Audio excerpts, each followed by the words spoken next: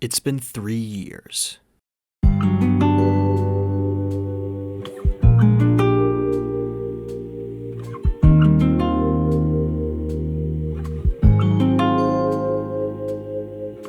Well, not for us.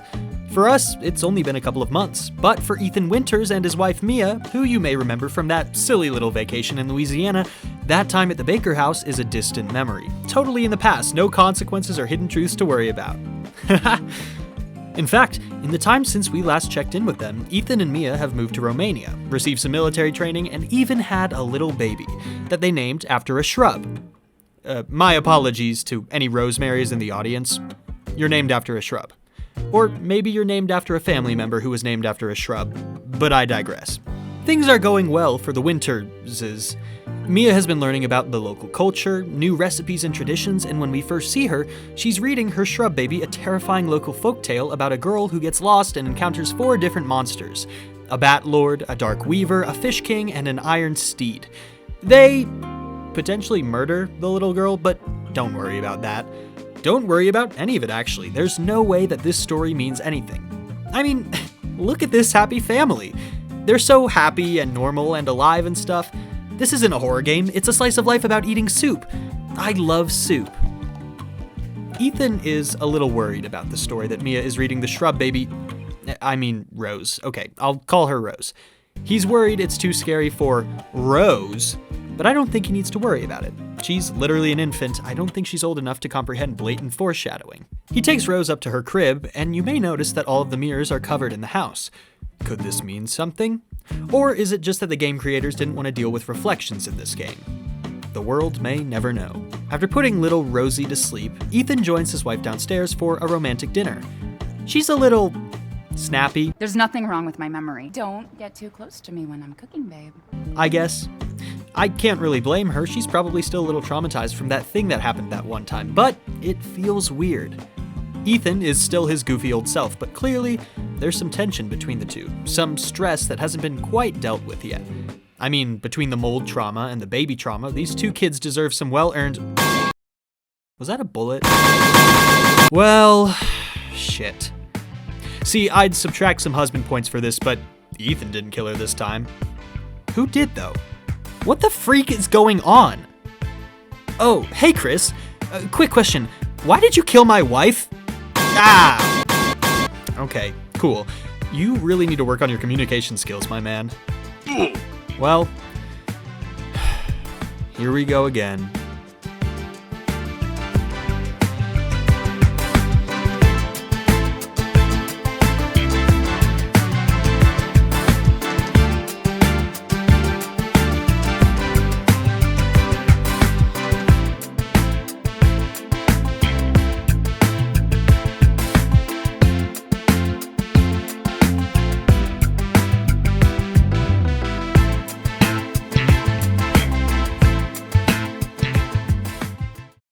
Ethan Winters goes incredibly far out of his way to protect the people that he cares about, and I imagine if you were in the same situation, you would too. But where Ethan has to deal with zombies and werewolves, we have to deal with something realer and arguably much scarier. Strangers on the internet doing who knows what with our personal information. There are real people on the internet who do whatever they want, stealing your personal information and making it publicly available for anyone to see. I used one of the many available people search sites out there on the internet to look up information about myself and was shocked by how much I could find. Well, not anymore, thanks to tonight's sponsor, Aura. As you may have noticed, I've worked with Aura before, and in a time when scammers and advertisers are desperate for your personal information, you won't find a better defense. Aura can help you remove your personal information from data brokers and people search sites that sell your information to identity thieves, scammers, and more. Aura monitors all of your personal information, including your social security number, across billions of data points, like the dark web and public court records, just to alert you about potential identity theft. Every adult on the account, up to 5, gets $1 million in identity theft insurance to help cover eligible losses and fees, with a total of up to $5 million in coverage. Hey, come in close. Do you know how much that is? Those aren't the only reasons to download Aura. You also get access to a VPN, antivirus, and password manager, all with 24/7 support. With all those features, it's crazy that you can get them all in just one affordable app. Allowing yourself to be defenseless on the internet is like cutting your own hand off. Protect yourself by going to my link to get 2 weeks for free. That's right, free. That'll be enough time for Aura to find out if any of your personal data has been exposed. Thanks again to Aura for sponsoring this video. Now, We got a village to explore. So, in case you missed the first video, here's how this works. Ethan Winters is one of my favorite video game protagonists of all time, for a variety of reasons. For one thing, Resident Evil 7, the game that introduced him, was so good that it permanently left a mark on my horror game fan brain, a mark that was undeniably Ethan-shaped. Ethan is a relatable character, especially in RE7 due to the fact that he's so human. He's not a super soldier, he doesn't have powers or experience. Really, he's just a dude, so motivated by the love for his wife that he's willing to throw himself into the most terrifying and insane situations with little to no thought. Last year, I made a video celebrating Ethan's journey, with a specific focus on analyzing his motivations through the lens of love. Love for his wife. But unfortunately, as the intro to this video laid out, Ethan's wife is dead now. R.I.P. However, things have changed in Ethan's life, and though he might be down a wife, he's up a daughter. A daughter that Chris and his book club are currently holding hostage for reasons unknown to Ethan. But we know Ethan by now. We know he's not a pushover, and we know what he's willing to do for the people he loves. And that's why this game, Resident Evil Village, isn't a wife quest. It's a baby quest. Or a daughter quest. A child mission. A descendant adventure. I don't know, I'll figure it out along the way. Point is, in the last video, we gave Ethan credit based on the efforts he put into finding and rescuing his wife, and that credit was given in the form of husband points. It was a super nuanced system that I definitely kept track of during the video and wasn't just a bit where I knew no matter what that he was gonna get 10 billion husband points at the end and totally fuck the scale. No, this was scientific. So I figure for this video, the sequel, I might as well stick to the format, except this time, instead of husband points, I'll be awarding Ethan daddy father points. I'll be awarding him father points. If you heard something else, no you didn't. A disclaimer. Despite the motivation of this game being Ethan's daughter, you interact with her a lot less than you did Mia in Resident Evil 7, so the father points will be a lot fewer and further between, but keep in mind that Ethan's motivation to continue moving forward at all is always going to be Rose. Now, you might be wondering why this video came out so long after the first one, especially when I implied in that first video that this one would follow immediately after. Well, that was originally the plan, but my girlfriend, Pepe, who watched the first video and thought it was so cool and funny and that I'm so cool and sexy and cool and all that, expressed an interest in playing the sequel. So instead of gathering the footage myself, I let her do it. All of the footage you'll be seeing in this video was gathered by her. But here's the thing. Actually, two things. One, Pepe's experience with gaming is a lot less than mine. Probably because she's too busy doing actually important things and doesn't have time to sit around all day pondering fictional alcoholics and evil children and stuff. For this totally valid reason, it takes her a little longer to get through games like these. When she finally beat the game, she revealed to me that it was the second video game she had ever beaten in her life, the first one being Halo 3, which she has played with her siblings as a tradition every Christmas Eve. 2. And this one's a lot simpler. She was scared. I've exposed Pepe to plenty of horror over the years, and she's definitely got a stomach for it, but as I'm sure plenty of you know, watching horror and playing horror firsthand are very different experiences. Mix this with the fact that Pepe has a specific and powerful fear of the undead, and you can probably understand why it took so long to get here. Despite these obstacles, she did it. She beat the game with only minor direction on my end, and for that, I will be awarding her 100 honorary husband points. Good job, darling. So now that that's out of the way, let's return to Ethan. He's being transported somewhere when, for whatever reason, car crash. Pretty lucky that somehow he's the only survivor. Yeah, can I get a pepperoni and black olive pizza, side of garlic knots, and my fucking baby? Well, I don't know what to tell you, Ethan. I don't think they have pizza in Romania. I guess it's time for a walk through some dark woods. Oh, hey. Sweet, a village. Wait, what was the name of this game? Oh, shit. Oh, frick. What a gorgeous view. It doesn't look like there's anyone here. Breaking and entering is fine if the town is abandoned. I mean, who's gonna arrest me? The pigs? Well, apparently there is someone here. Surprise! Gun violence. I thought we weren't in America anymore. Oh well. It's good to have a friendly face around. Let's stick together and I'm sure we'll make it through this. Yeah. No, wait, not me. I'm a protagonist. Stop! I guess whoever pulled me down here was just trying to show off their dead body collection. Very nice, very nice. Have you considered trying to— Ah! Why is it always the hands? I have other body parts. Well, now I got Resident Evil 8 fingers. Symbolism. Time to see how good my girlfriend is at combat. I mean, Ethan. How good Ethan is at combat. I don't know where all these wolf boys were hiding when I first got here, but they are angry now. Must be what happened to the village. I guess I'll do the smart thing and barricade myself in a house. Am I a slasher victim? Oh, actually, yeah, kind of. I guess so. Carry on. They're just kind of staring at me. Hey guys. Sorry, just passing through.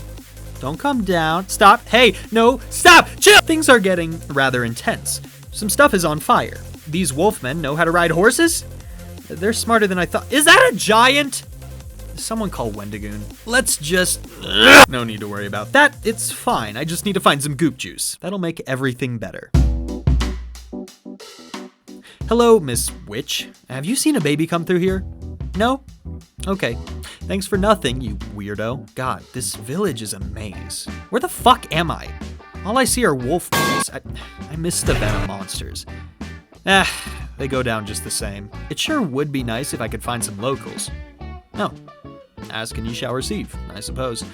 This is Elena and Leonardo, the first survivors we meet from this village. Elena is friendly and grateful for your help. Leonardo is not. He's in bad shape, having been cut by one of the dogmen roaming the streets. You learn from them that the majority of this village worshipped someone named Mother Miranda. Huh. I'm sure that won't come up again. You help the two move from a small exposed building to the gated off outside of a larger building, one you've been directed to by various environmental clues. She's not your daughter, but I guess let's throw Ethan a father assist for helping out Elena. That's how they do it in basketball, I think. I don't know, I'm a horror YouTuber. What do I know about basketball? Knocking on the door doesn't do anything at first, but when Elena does it— What is it with this village and greeting people with guns? Is it some kind of tradition I wasn't aware of? The inhabitants of the building seem hesitant to let you in, and I suppose for good reason. However, the owner of the house, a kind old woman named Louisa, lets you in and introduces you to the last survivors of the town. Most of their names don't matter much for reasons that will become clear momentarily, but Anton here is a real piece of work. Clearly, everyone is in a pretty bad place, and Anton is no help. Hey, have y'all seen a baby come through here? Small, baby-shaped, named after a shrub? No? Alright. Quick question. If all of you are Romanian, why do you have American accents? Whoa, I didn't mean to offend. Some of these people really seem like they want to die. Why are you just standing there when you could be running? Oh well. I guess we almost die too, but luckily, Elena wisens up, and then unwisens up. Well, there's a lot of shit on fire right now, but it's a very polite fire. It waits to spread any further until Ethan is done looking around for a way out. Genius Winters decides the best way out is to ram a truck into a brick wall a few times. I see no fault in this logic. Somehow, it works, and Ethan and Elena head upstairs. Ethan says, "Oh, maybe one day you'll be able to meet my family." Once we get out of here, maybe you'll get to meet them. And immediately, we can be 100% confident that Elena is about to die. Never make plans for the future in a horror scenario. The gods of storytelling will see that as hubris and punish you for it. What'd I tell you?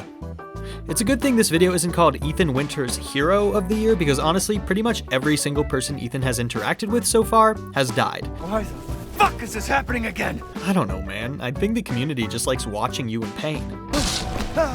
So, I guess that's the Miranda person everyone's been talking about. Yeah, she definitely doesn't seem like a nice lady.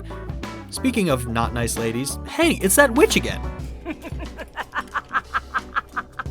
You really shouldn't be laughing at this situation. That's really inconsiderate of you. Do you understand how that— Never mind, I don't care. I was promised a giant hot vampire lady, and so far I have seen zero signs of her. I found a weird gate key thing though, so hopefully that'll help me move forward. Man, this really is a Resident Evil game.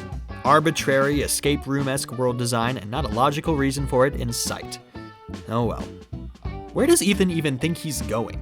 He's just kind of following video game logic. I found a thing, better go use that thing on the other thing and see what happens.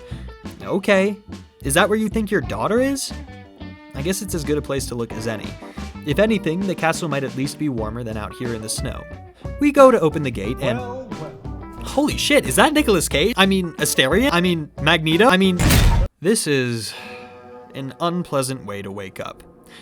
We're suddenly surrounded by strange... Big vampire lady! Yes! You're real! The prophecies were true. What are y'all talking about? I got distracted. Yak, as a man's dick is cut off in the castle, blah, blah. Wait, did they just say they were gonna cut my dick off? Maybe I should have been paying better attention. Heisenberg, the metal man, is given the task of killing Ethan, but decides to give Ethan a little head start. Bad call. If you let Ethan Winters out of your sight for even a second, he has a real way of escaping and killing you. Heisenberg gives Ethan 10 seconds, and Master Tactician Winters wastes literally all 10 seconds looking around and going, whoa, no, oh shit, before jumping down a hole at the literal last second. Heavily scripted Resident Evil chase sequence, let's go, I love these.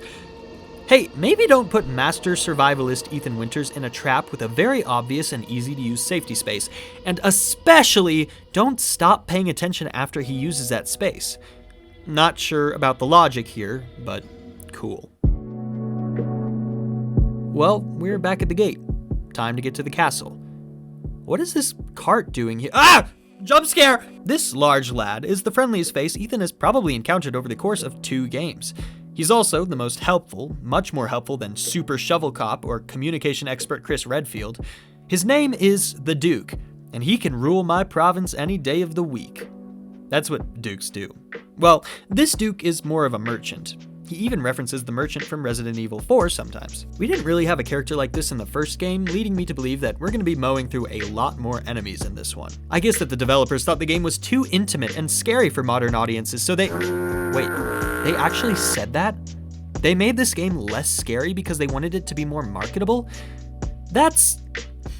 frustrating. That's like making a Dark Souls game easier so toddlers can play it. You're responding to the wrong part of your audience. Anyway, criticisms aside, I want to see the sexy vampire lady again. Oh, Dimitrescu! Wait, who are you guys? You're not Mommy Vampire. I mean, I guess you're still... Ah! Where are you taking me, you colon wannabes? I demand to speak to... Oh, hello. A little personal, Lady Dimitrescu. I'm married. Or, I was, I guess. Maybe I'm available again. How does... Enough with the hand torture! I literally warned y'all about leaving Ethan to his own devices. At this point, he's so used to hand torture that he doesn't even mind doing it to himself. Ouchie. So we're finally actually in an evil residence. And like all the other insane buildings in this series, we have to do some strange back and forth puzzle-solving, bell-shooting nonsense to get through it.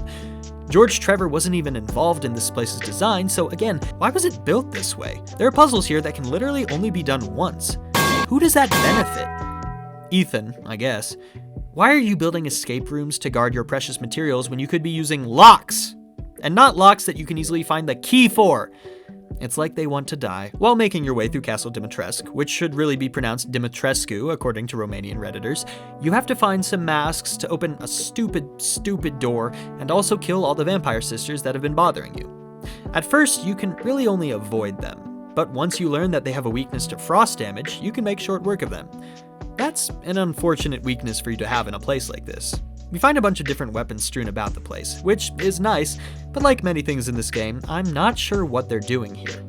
These old school vampire girlies don't seem like the type to arm themselves with sniper rifles, but sniper rifles we find. Very lucky too, because how else would we deal with these birds? Wait a second. Those aren't birds. Ah! I am getting really tired of this castle and these puzzles. Is this wine or blood? Who am I kidding? It's almost certainly blood. Oh, good. Another lever. That always goes up. Motherfuck! Give me that back. I'm so tired of this. I'm almost certain I've got 3 other entire bosses to go through before this shit is over. How much more punishment can my damn hand take? Thank God I have this infinite supply of goop juice. Bloop. I know my daughter is missing and that with each passing second, something terrible could be happening to her, but I just gotta play this ball game for a little while. Okay, finally.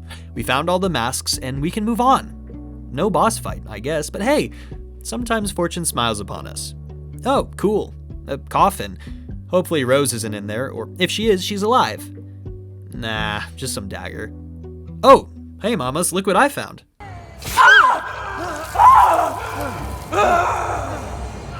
Wait, you're a vampire and a dragon? That's so unfair. How come you get to be both? You die for this, Dimitrescu.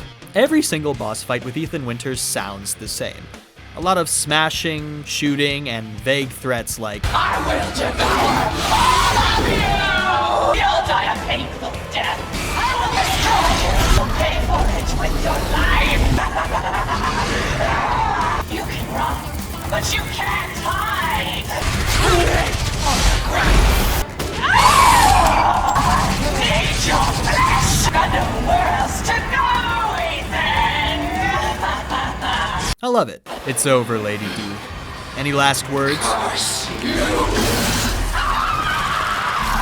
You're the one who's cursed. Ethan, you fucking dork. Huh, what's this yellow thing? Probably nothing relevant to the story, but some deep paternal instinct within me is saying I should hang on to this. Maybe I can sell it for a quick buck. That witch is back. Again, I see no reason to suspect this character of anything. I'm just gonna get vaguely mad at her. Was she saying something relevant to the plot? I told you, I don't want to engage in that. Wait, they're gonna sacrifice my baby? Shit, I gotta stop ignoring the plot. Maybe it is relevant. Why does that symbol look like the Umbrella Corporation's logo? Remember them? They started a virus and blew up a city or something? I don't know. I probably wasn't there at the time. If I was, I think it would have been mentioned. Hey Duke, look at this weird thing I found. Oh, it's a little dirty. Let me dust it off. Oh, shit! Minus 1 billion father points. Minus 5 more for dropping it. Video over, I guess. No. Chill, Ethan. It's all good. Didn't you know you have a super baby? The Duke says, or I guess implies it himself. Look, I know none of this makes sense right now, but that's fine. Just keep progressing in the story and maybe you can earn those father points back. It's not too late. Do-do-do. At this point, it might make the most sense to go after Chris, see what he knows, but the Duke pointed us towards another house where we might get some answers, and the Duke has been a lot more communicative than Turtleneck McGee, so I'm honestly more inclined to trust him. Leave me alone! Bad dogs! Jesus, it took a long time to get here. Maybe I'll find some magical baby reviving potion here. If not that, I'd settle for some industrial strength goop juice. Or what about key blueprints? This'll help me put a key together, but what about my daughter? She's not a key. Duke, is my daughter a key? Explain yourself. Okay, so as expected, it looks like I'm gonna have to deal with the other 3 jokers I met earlier in the game, and probably that Miranda character too. They're inconveniently spread out, but now I have the blueprints to create the key I need to access them.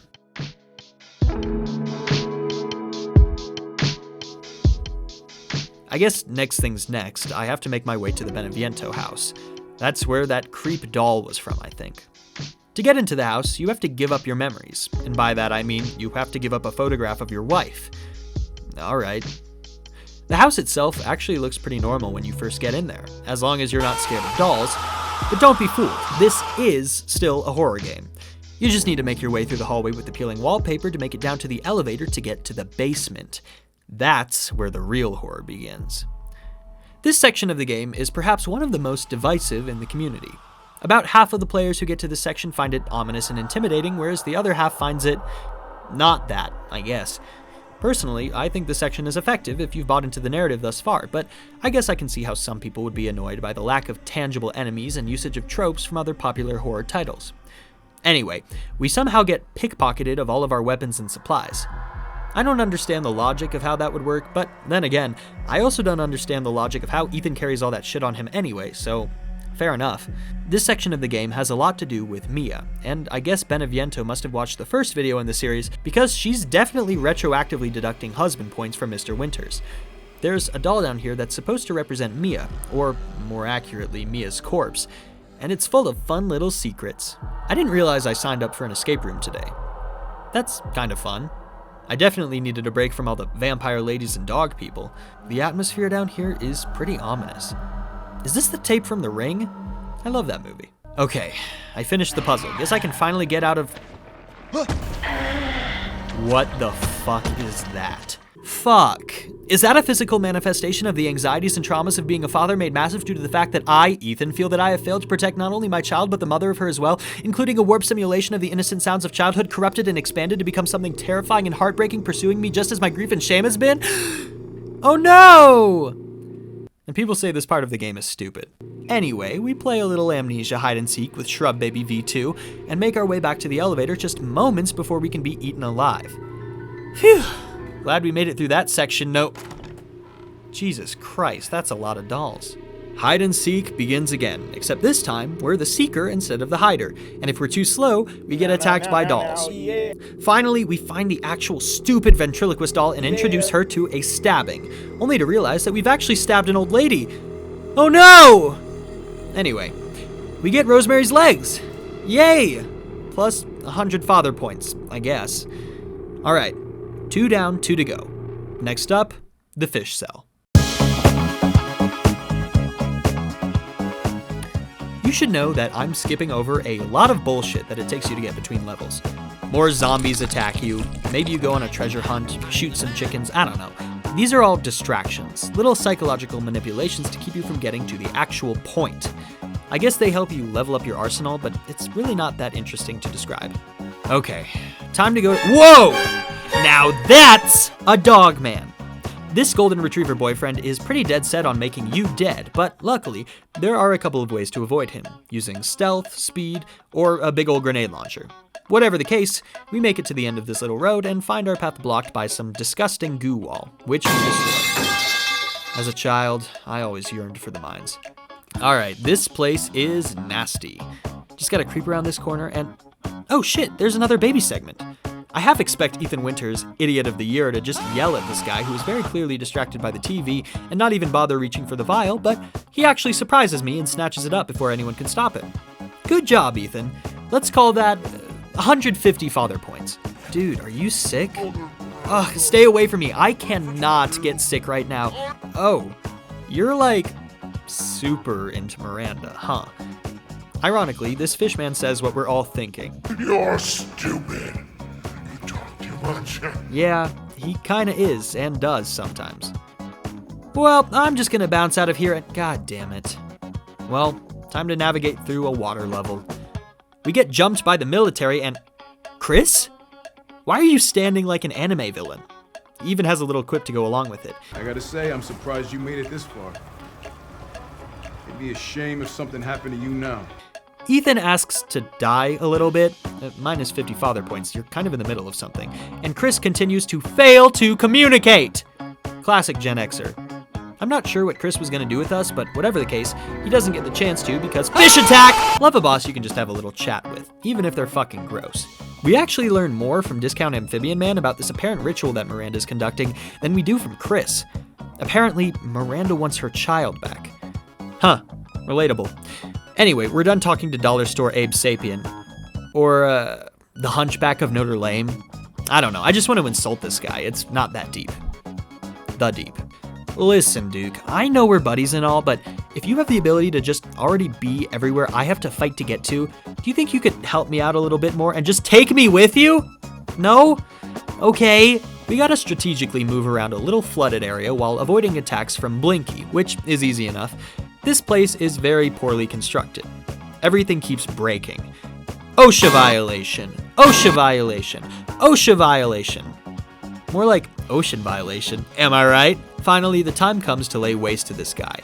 He's very gross and keeps spewing toxic rain everywhere. He's also got a whole ass guy in him, which I guess is how he keeps talking to you. I hate to say this, but this is probably somebody's fetish. Nasty. Before we can get out of this place, Heisenberg hacks the TV and says some stuff at us and gives us a little side quest. Okay, let me just waste my time for a while doing endless, pointless combat. I appreciate that this game is doing a kind of RE4 action cop mow 'em all down type of thing, but at this point, I'm getting tired of it. I just want my last baby piece so I can glue them all together and get out of here. Great, even more fighting. I'm so tired. Please, can we just not, guys? I've had a really long day. Oh, come on! Finally, the last baby jar. It's over. It's finally over. Wait, Ethan, Now you want to go after Heisenberg? Look, I get it, he's an asshole, but maybe we just... fuck it. This last section better be quick.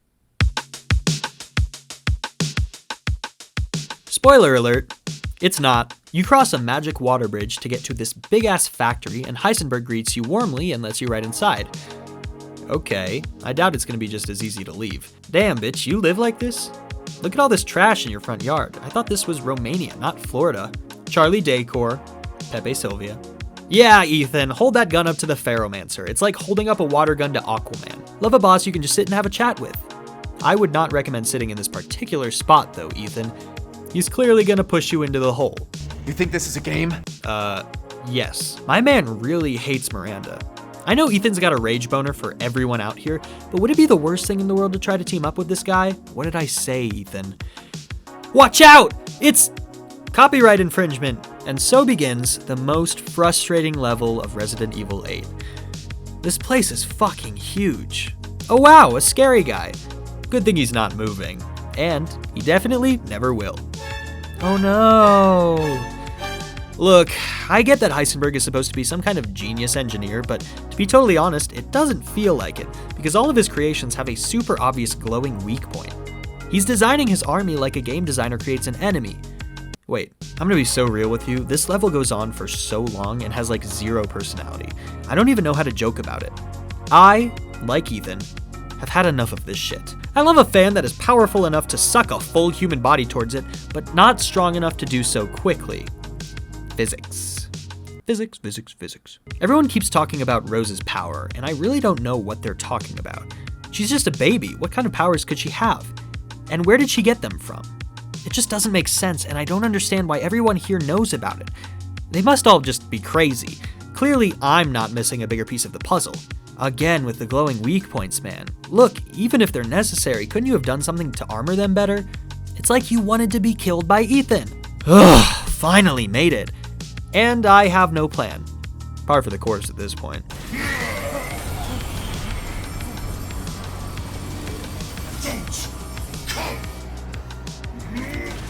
Hey, that's a kind of cool character evolution, Heisenberg.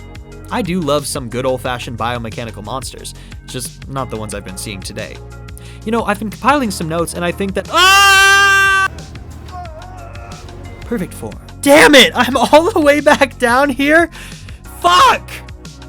Wait, there's something else down here. Chris? Why are you in the basement? Are you finally gonna talk to me? Have I not proven myself to be enough of an asset? Seriously, why are you this incompetent as a communicator? I get that you're a soldier and that social skills probably aren't why you got into the service, but give me a break here, man. I just want my baby back.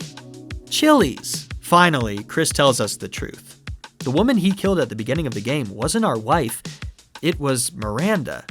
She was pretending to be Mia, I guess because she wanted to steal our baby from us. She somehow survived the assassination attempt because of plot armor, I guess. And so now Chris is out here trying to finish the job. Ethan, rightfully, asks why Chris didn't tell him right away, and Chris's answer is that he knew Ethan would want to be involved. Which, yeah, he's a superhero protagonist, of course he'd want to be involved. But also, like, he actually killed everyone you came here to deal with, so what the fuck have you been doing the whole time? Playing computer games in a church? And sure, maybe if he knew the truth, he'd quote-unquote want to be involved, but you also could have kept a tighter leash on him by allowing his involvement on your own terms. I didn't realize Chris was this much of a stubborn idiot. Ethan is clearly an asset, you should know this by now, and since we also know he's received some military training, is it so insane to keep him involved?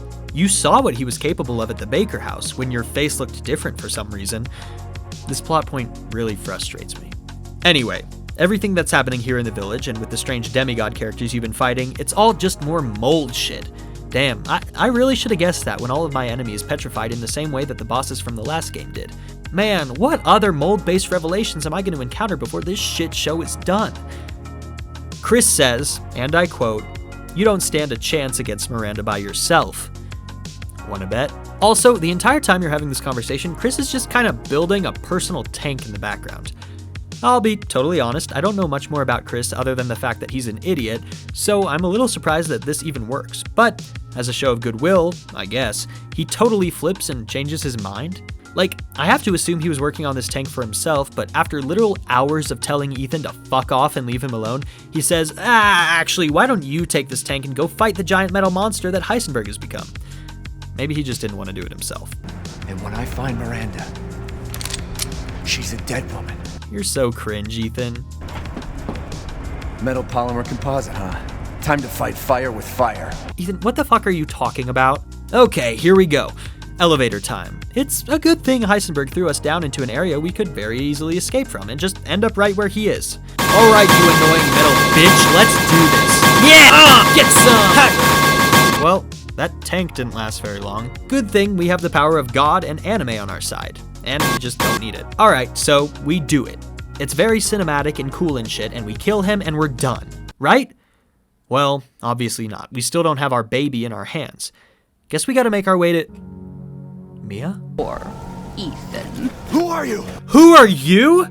Ethan, we've gone over this. Can you not use context clues? Miranda. Oh, hey girl, I was just talking about you. Oh, so you were the witch the whole time. Who could have guessed that? Oh. That seems potentially more fatal than most of the other things I've encountered. Minus another billion father points because he dies? Or plus a billion father points because he dies in pursuit of his daughter? I don't really know. But either way, the outcome is the same. Ethan is gone. After Ethan's death, some more shit with Chris happens, but like I made clear in the beginning of the first video, this isn't about other people. It's about Ethan, so I guess now that he's dead, there's nothing more to say. He failed. He lost. But wait, there's something you didn't know.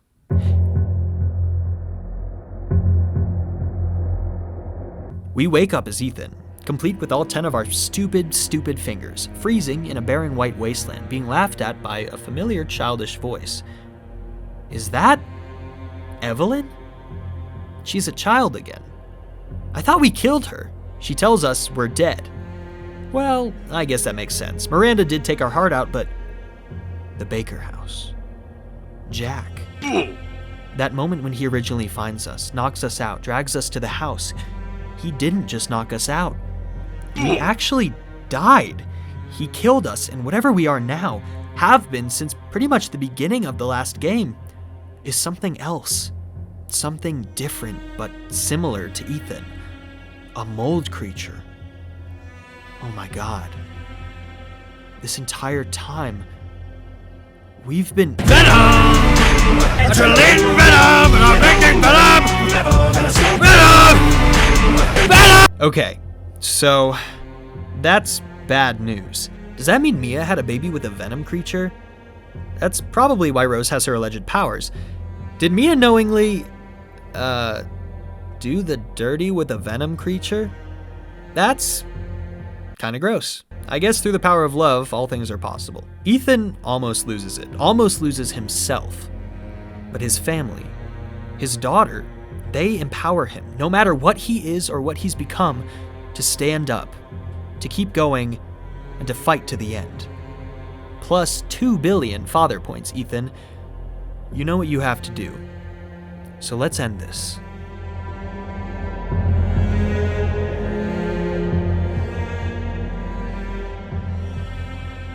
We wake up in the back of a moving cart being driven by the Duke! See, I knew you had a way of getting around. Did I seriously have to go on all of those quests? Could you not have contributed a little more? Oh well, he's bringing you to Miranda now, so I guess it all works out in the end. Miranda is there waiting for you. She's been trying to bring her own daughter, lost so many years ago, back to life, and delusionally thinks she can somehow accomplish that with yours. She makes the attempt, and Rose returns. There she is, just out of reach.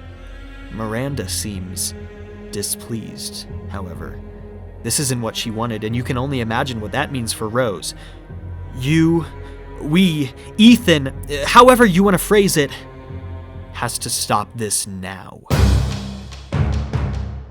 Miranda, the shape-shifting nightmare, cycles through a number of forms as you use every weapon and every last bullet at your disposal to try to stop her. She hovers around you, climbs on top, darkens your vision, but through it all, no matter what, we keep fighting.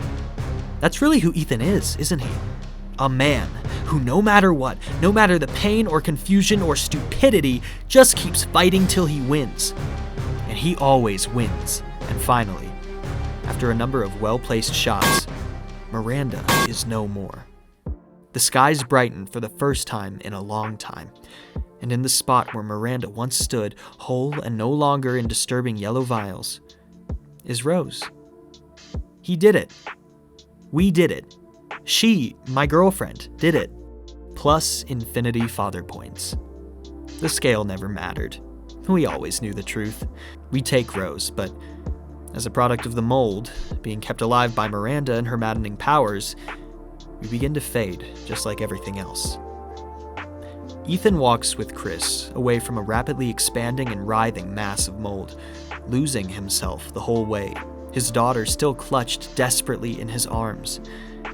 How beautiful and how painful that after everything he's gone through, his last moments are with Rose, with the daughter he won't get to see grow up, heading towards the wife that has been stolen from him in more ways than one several times, who he won't be able to see again. He tells Rose he's sorry, and that he loves her, before handing her off to Chris to be brought to safety. A long time ago, I made fun of Ethan Winters for sacrificing himself using a remote detonator, for blowing himself up along with all of his enemies. I called him stupid for ending things in a way that he didn't need to. But he's not stupid. At least, not now. He's already dead, and he knows it now. He's been dead for a long time.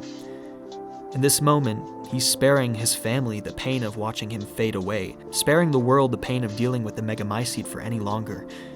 He's not stupid. He's brave. He's going out on his own terms, and he's taking the horror out with him. Ethan Winters is more than just a husband, more than just a father. He's a hero. And I'm sorry I didn't see it before.